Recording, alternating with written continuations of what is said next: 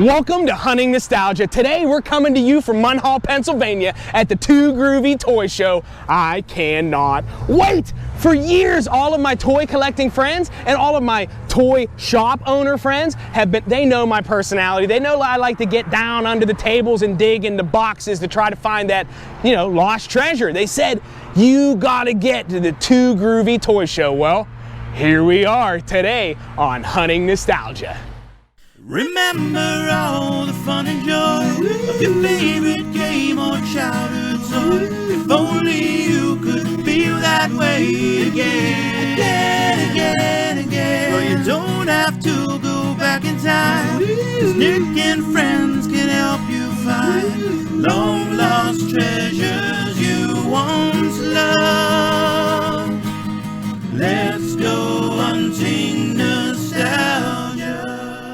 I finally got inside here at the St. John the Baptist Cathedral in Munhall, Pennsylvania for the Groovy Toy Show. I cannot wait. I had to show you this room. It is so cool. As soon as I got in here, I'm like, oh my gosh, that room is 80s. And one of the ladies who was working here told me that that's exactly when they built it. 1980, they built this room, and they built it for conferences, and it is just so cool. I had to show you this because they're actually tearing it down. It's going to be a little bit more modernized, conference room, but it's just a little bit sad to me because it looks so neat. But I can't wait to get in here. Let's go into the toy show. What do you say?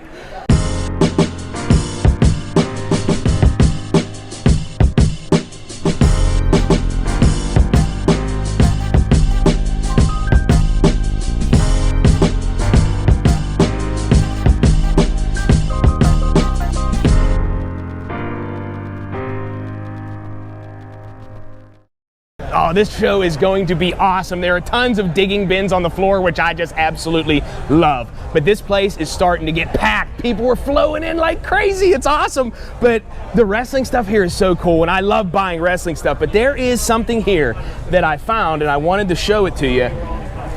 Right here. These were made in Mexico. I think maybe 1980, maybe even a little bit before. These wrestlers came just totally in a nude painted color, a little bit like the Muscle Men. And then you can paint these figures. They would come with a little bit of paint from the dollar store, and you can paint Mil Mascaras, because that's who this is. I mean, that is who this body mold is. And look, this person who owned these, he gave them all different outfits. How cool is that? It's so imaginative. It is so much fun. You know what I mean? Like that is imagination. That is playing with your toys, and it's just so cool. I wanted to talk to the owner of this booth real quick, George, about maybe a little bit about the reason why he does this. Hey, George. Hey, how are you? How I'm good. How you doing? Good. I got my little silly WWF microphone.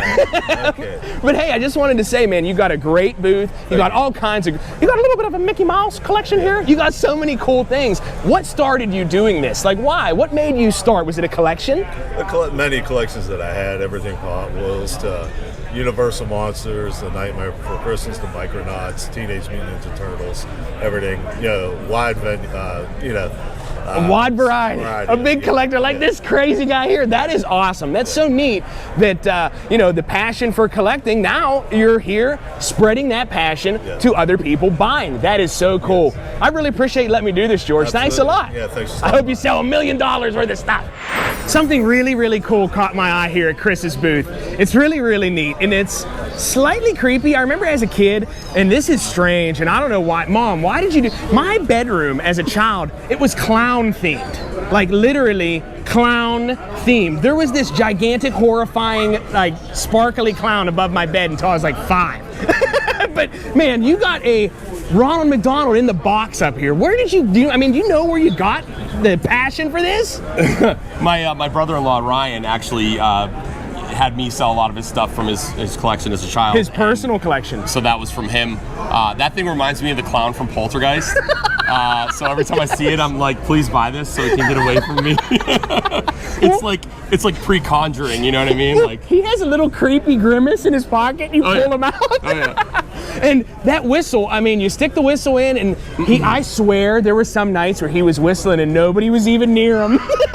It's like crazy. Annabelle's brother, you know? Yes. That's funny, man. Well, what do you love? What is your passion? I love Star Wars, actually. Star Wars is my jam. That's This is a cool. proof of purchase t-shirt, and my brother passed away, so I made him a Star Wars action figure, which is pretty dope. Oh, I'm sorry. He's a Force Ghost now, so it's pretty dope. He sure is. He's probably right here with us. Oh, that's so This cool. all comes from my memories with him. We played with toys as a kid, and Oh my gosh. You see, now that is a feeling of nostalgia that you can't duplicate, you know? You cannot manufacture that feeling. Thinking of your brother doing this, that is one of the coolest stories I've heard yet. Man, thank you so much. That's why my business is called Midlife Crisis Collectibles, because that's literally, turning it into a positive, like something that's cool and neat and not destructive, it just generates joy. I'll tell you one thing. Good stuff. There is no crowd, and I've said this before whenever I've been at toy shows, it's like you're here, it's like a family reunion. You know what I mean? You are here and everybody is just so happy to be able to finally do this and to sell toys and to buy toys. That's what I'm here for. But man, that is so cool. I appreciate that story. Thank you, Chris. That's right. Let's do this. One thing about toy shows that absolutely never fails is the tablecloths that are never for sale, because I ask every time. It is so neat to see these old bed sheets, Transformers. We have the Ghostbusters, the real Ghostbusters, and you have Super Mario Brothers. It is just so neat to see these old bed sheets being reused. Look how pristine that is.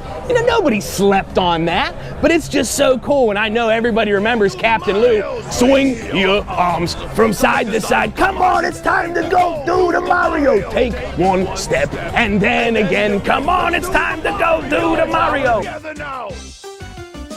Come on now, just like that. Gosh, there's so many cool things here. You gotta be kidding me. Is that Nick Bartley from TV's Hunting Nostalgia? What a jerk. What's up, dude? What's going on? Fancy running into you at a toy show. It is, can you imagine? This is my buddy Dustin. This is the king of the Cobra bats that you may have seen on season 2 of Hunting Nostalgia. Yeah. How many bats are you up to now? We'll be at 126. Oh my gosh. Look, I just so happen to be looking at some G.I. Joes here. There are no Cobra bats here, I looked. Oh, dude.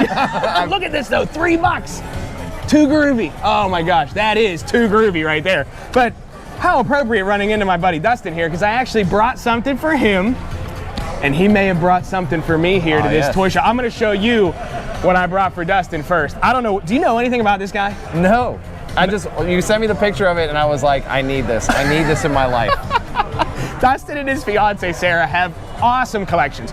2 very different collections. Oh yeah. Sarah collects Orange Bird and Creature from the Black Lagoon. Yes. And Dustin primarily collects G.I. Joe, but he has everything just like me. He has it all, but look at this guy. He doesn't have this though. No, you know, I that's didn't just have cool. it. Look at this guy.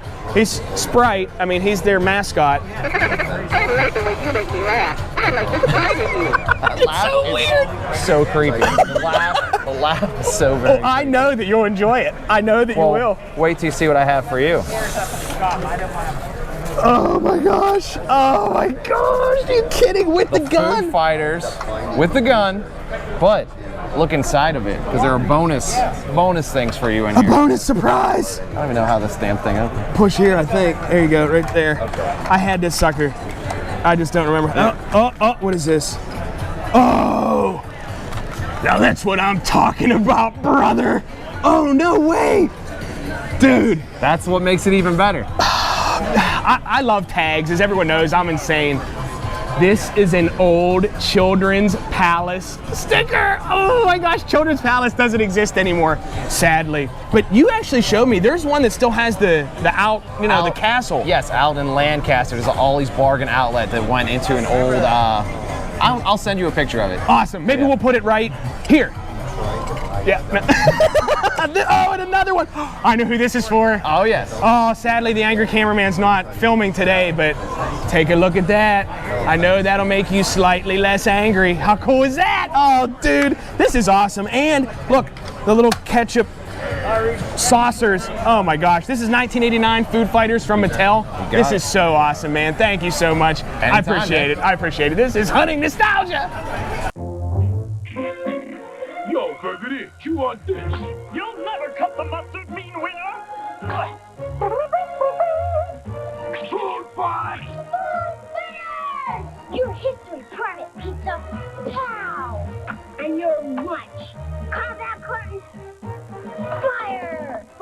going on? Joy time is food again, Mom. Food fighters. There are so many fun things that happen at toy shows, things that you just never would have imagined happening. Just a few moments ago, after just getting here, one of my good friends, Bobby from D and E, he comes up to me and he goes, dude, I gotta have that shirt. My WWF Pogs shirt. And you know what? I mean, I know his appreciation for these shirts. He loves buying vintage wrestling shirts, but I hate selling things, especially wrestling things, and especially stuff that I absolutely love. So I could not make the decision on my own. So I've been waiting for a time to use my lucky coin right here. And I'm gonna use this to make my decision if I'm gonna sell my shirt to Bobby or not. So let's see what we got here. Heads. Bobby gets the shirt. It's so silly. But yeah, I'll be shirtless leaving here. But well, we're not filming that. But the cool thing about places like this are these boxes. Look at these digging bins. This is what I like. I like getting down and dirty in these boxes. You know, Army men. Those are actually firefighters. We have cowboys and Indians. So many cool things. We have Z-Bots. We have some muscle men. We have some Masters of the Universe muscle men. Actually, there's a new great show on Netflix, the Masters of the Universe, Revelation. I can't remember the exact name, but it's spectacular. Look, there's Tri-Eye. There's Ram Man, you know, stuff like that. It's just so cool. I love it. And I think that might be a Power Rangers, but the cool thing about this is the price is $4. You know, a lot of stuff down here is $1, $2. I can't wait to see what there is here. I know that, look at that. Look, this is another thing about toy shows. You don't have to go to a toy show expecting to buy something massive that is super expensive. You can come to these digging bins and find that piece for, like, let's say, I don't know, the 1977 Kenner Death Star. Look, it's a panel. This is one of the panels to build the Death Star. You know, somebody might need this, and it's here in a digging box for, who knows, maybe $1. This stuff is so awesome. I cannot wait to see what we got. I feel like I say that a lot, but I truly can't. The next box is the most exciting box to me. I can't wait. I can't. Oh my gosh, look. Pieces and parts. There's Buzz Off from the Masters of the Universe. So many awesome things. Oh, this is one of my favorite lines. And this gives me hope whenever I find items from Swamp Thing. You know, I forget the year, 1990 maybe. 1990, boom, baby, right on the money. 1990 Swamp Thing. These toys were awesome. They would come with like this gross looking monster. It was made like out of some soft rubber, and you'd put it right on the top of that, and he would become the, what did they call them? The Inhumans or something like that. But what a cool line. Swamp Thing, baby. Swamp Thing. Dun, dun, dun, dun. So I was underneath this table across the way here, scavenging, where I found the Kenner Star Wars piece, 77 Death Star piece, and I noticed over here there was some original Kenner Star Wars figures, and I had to show you this real quick because, I mean, everyone knows Harrison Ford. Everyone knows that face. I mean, he literally got the job on the movie Star Wars because of how good looking he was. Tell me, does this figure remind you of Harrison Ford? No! He does not. He reminds me more of Screech from Saved by the Bell. But I don't understand what Kenner was thinking when they were like, let's make Han Solo just as dorky and creepy as we possibly can. Mission accomplished, Kenner. But now would be a perfect time, as I look here at these two very pretty Barbie dolls, to take a moment of nostalgia with Elvira Taylor. Thanks, Nick. My name's Elvira and I'm with the Doll Circle, and today for my moment of nostalgia I wanted to talk about a doll line that was very short-lived but meant a lot to me, and I'm lucky enough that over the past, I would have to say, 1.5 to 2 years, I've actually been able to put these together. I'm still missing some from the collection.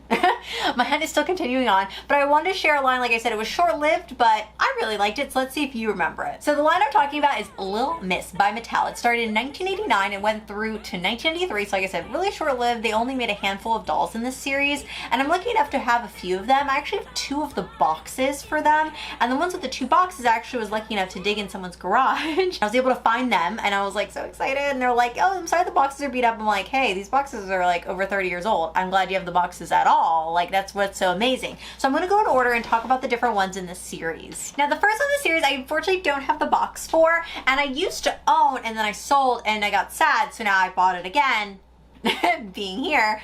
It's called Lil Miss Makeup. So it was released in 1989. It was the first in the series, and the big thing with these dolls that they had color change ability, especially with the makeup or the hair. So on her face, unfortunately, like I said, it's a little old. She's, you know, she's aging somewhat gracefully here, but not perfectly. There's a tiny little heart on their face. So on the face here, with the water color change capabilities, you'd put water on it and it would change, and it would appear and disappear with cold and warm water, and vice versa. And now the doll is missing shoes, it's missing a lot of pieces, but something about these dolls I just really fell in love with. They're 13 inches, which is a very unique size, because now a lot of toys are going to be like 18-inch dolls, like, right, like American Girl dolls, or they're going to be like fashion dolls that are like 11-inch or so and around that range. So a 13-inch doll is a very unique size, and even to this day you don't really commonly see it. So Lil Miss Makeup was the first one in the line. So the first one was all about makeup. The second, they wanted to change it up and do something with the hair. So Lil Miss Magic Hair came out also in 1989. 89, they had 4 releases. So they did this. I love the box. Something about the box. I love the old like doll photography on these. Was so funny because it's just literally someone there just playing with the accessories. And that was it.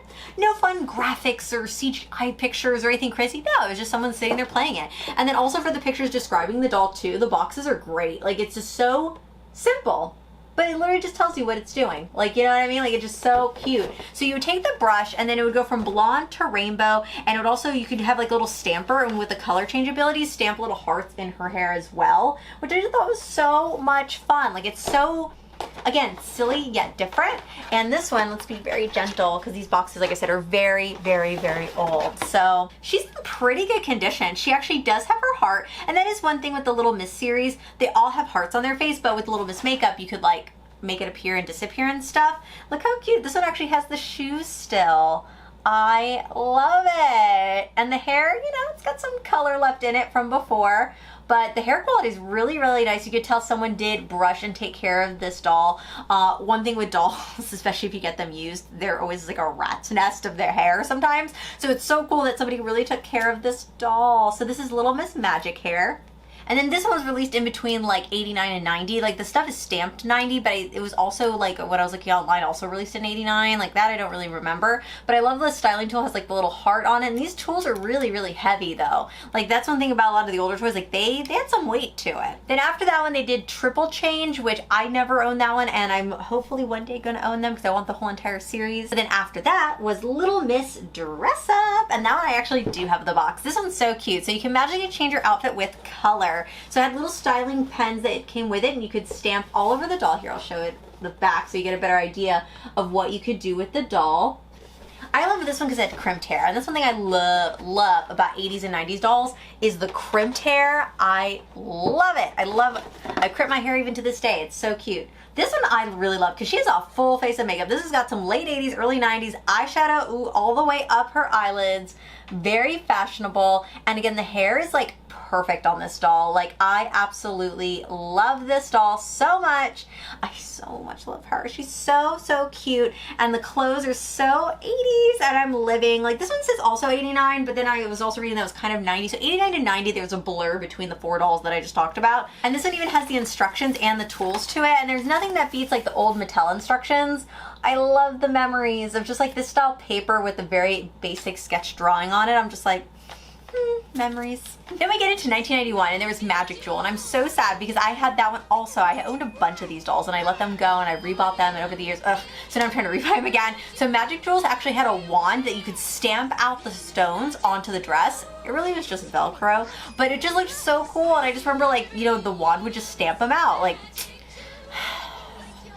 regret selling those things. Now, going on to the one that's my favorite. This was my holy grail piece for a long time because I've owned them in the past. I've let them go. I've regretted letting them go. And of course, when you go on eBay, they're worth like more than a Tesla, and or like an expensive car. It's worth like a lot. And I have a great friend on Instagram in California and was able to find one.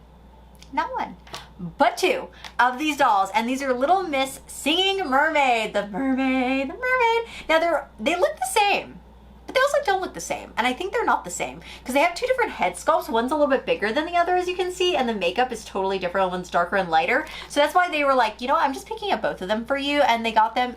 And are you ready? So this is a very strange toy to me growing up because on the top is the speaker and that's where the batteries go. You don't want to get water in that. But then there was pictures of the doll playing in the water and I was like, that's kind of weird because there's also holes at the bottom. I'm like, why would you put this doll in the water? But there's always like pictures of them like it's a mermaid and they would have it wet and I was like, that's not really great. So that was always kind of concerning to me now looking back at like pictures and commercials and stuff. Now this doll is so difficult because the body's so hard, but watch. You have to give it like CPR basically.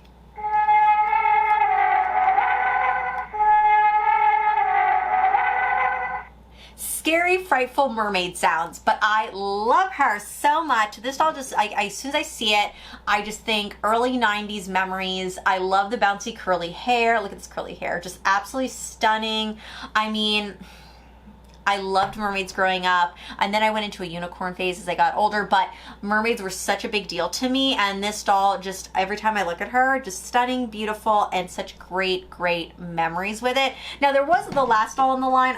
See, this one I never had was Little Miss Candy Stripes. I never owned that one. I didn't even know that one existed, and that was the last of the Little Miss series in 1993. Now, if you remember these dolls, make sure to hit me up on Instagram, either at The Doll Circle or at Elvira Taylor, and let me know. I'm interested to see what you guys have to say. Do you remember the Little Miss line? Do you love it as much as I do? Because I don't know, something about them, the face, the makeup, the color changing, all of that fun stuff, the little jewel wand, like, I don't know, it just really spoke to me, and it still does. It still does.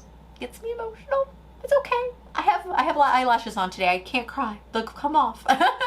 So let me know what you think about these dolls on Instagram. Like I said, I'm always there to hang out and talk to you guys. And check out my YouTube channel, The Doll Circle. Until next time, until my next moment of nostalgia, back to you, Nick. This place is getting absolutely jam-packed with people. You would not believe it. And I just stumbled across an amazing table. Look at this. I want you to just zoom in on that for a second. Carded Star Trek figures made by Playmates for $2. Where can you find $2 carded figures? And these figures, honestly, they're absolutely amazing figures. Look at it, $2 for that. Playmates also made the Dick Tracy line and most famously, Teenage Mutant Ninja Turtles. That is the quality of toy that this is. For $2, brand new on a card from 1994. How cool is that? Only at the Too Groovy Toy Show in Munhall, PA. What? Computer subspace transmission to Starfleet Command from Enterprise. Stardate 45481.4. It's a single blast. Source unknown. Lieutenant Worf checks weapon systems. Captain Picard orders full shields from Lieutenant LaForge in engineering. Suddenly there is an alien presence on the ship. It's one of the Borg, a hostile robotic life form. Commander Riker returns phaser fire. Star Trek, the next generation action figures from Playmates. One of the best things about events like this, the Too Groovy Toy Show in Munhall, Pennsylvania, is running into friends like my buddy Mark here that I know from the Butler Area Toy Collective run by my other friend Rob on Facebook. Mark, what'd you buy here today, dude? I ended up from the vendor right back here to buying Crash Canyon, which is an old Milton Bradley board game. I had to buy it. My story is, I was telling Nick here, back in probably 1993 or so, when I was about 7 years old, I went to an old store called Jamesway, which was actually a Western New York staple, and saw the big box, the big orange box, and ended up going down on Christmas morning and saw the shape of the box sitting by the window and knew I had Crash Canyon. First present I opened was Crash Canyon, and I ended up playing the game for probably thousands of times over the next 10 years. Now, what else did you get for that Christmas? Probably some G.I. Joes, probably some WWF Hasbros. I don't know. But you will remember that the rest of your life. And then today, when you got here to the toy show and you saw that item, you had to have it. I had to have it because, unfortunately, you know, parents, my dad ended up telling me cleaning out the attic that sorry, it had holes in it. We threw it away. So I actually told my dad he's got to go halvesies on me with me for this game because he owes me for the mental distress that I've had over the years for this. So. Come on, Dad. How could you do that to Mark? That's so cool, man. I appreciate you doing this so much for me. You know what? I don't know for a fact, but my mom or my sister, one of the two, I'm not sure who, sold my G.I. Joes and my Masters of the Universe at a yard sale. And I have one more message for my dad, actually. You owe me for My Pet Monster, too. No. Hey, a monster pet. What's that? A monster pet has puppet action. Trade up for action. Get a monster pet. There. But monster pet's a good pet, too. And so friendly. But look out. They'll get you. Uh-oh. Beware of monster pets. My Monster Pets have puppet action features. Part of the My Pet Monster collection, each sold separately with breakaway chains from Amtoy. Oh, there's so many neat things. Look at that. That is an old costume, G.I. Joe costume. Look how nice that paint is still in that. It's nuts. This has to be from the 1982. Look at that. Look at those colors. Those are 80s colors. Oh, no. Oh, my gosh. Popeye the Sailor Man is one of my favorite comics of all comics, cartoons, movies. It is one of my absolute most favorite characters of all. No. Oh my gosh. I'm one tough bazooka who hates all palookas, who ain't on me up and square. I bisque 'em, I busk 'em, I always out roughs 'em. None of 'em gets nowheres. Oh, this is coming with me. Look, I didn't even see him. I saw this little wimpy puppet. Oh my gosh. I will gladly pay you Tuesday for a hamburger today. That sounds like me sometimes with toys. What do you think? Today I'm here at the Groovy Toy Show with my buddy Matt from D and E Collectables, and I want to promote his toy show. What's really cool about Pittsburgh and the toy shows is everybody else supports every other show. It is awesome. I mean, D and E is here, Pop Culture Comics is here. It's just so sweet. And Matt, yo, I mean, I can't even promote because there's no vendor tables left. Heck no. But they sold out in 2 days. 2 days. This show is huge. It's awesome. August 8th. Tell us a little bit about it, man. It is the biggest toy show in Pittsburgh. We have 125 vendor tables, 12,000 square feet of space, and growing. And dude, there's gonna be everything there, from vintage Star Wars to modern stuff, to dolls, to Cabbage Patch Kids, to cards. I mean, there's gonna be something for everybody, and everybody's gonna have a great time. And my man Nick's gonna be here, so what more can we say? Yeah, I can't wait, man. August 8th, do not miss it. Toypalooza. If you miss it, you're crazy. From every table I walk to, something more and more catches my eyes. Brother, I mean, this is an amazing show. It lived up to every expectation and blew them away. I mean, there are cards, G.I. Joe complete boxes at really good prices. I mean, WCW cards, Mario cards. But this item that I want to show you right now is something that not everybody knows about. They're very strange, and I don't even know what year they're from. But right here, these are germs in test tubes. Oh, look. Wow, it tells you the germ that it is.